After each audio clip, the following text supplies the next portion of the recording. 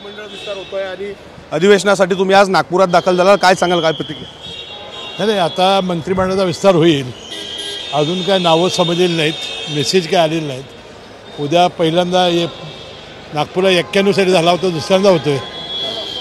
अधिवेशन आहे साहेब, नव्या सरकारचं पहिलंच. किती आव्हानं या अधिवेशनात असतील काय? आता आव्हानाचा सवाल नाही. आता जे आम्ही वचनं दिलेली आहेत ती वचनं पूर्ण करण्याची आहेत आपल्याला.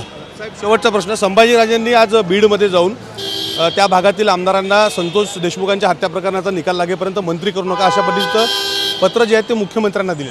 नाही, मी काय माहिती घेतलेली नाही. मी माहिती घेतलं सांगेन.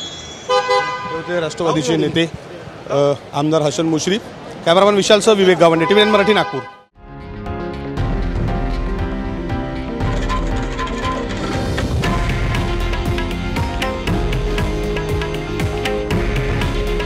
हे आहे देशातील नंबर 1 न्यूज नेटवर्क आणि आपण पाहत आहात TV9 मराठी.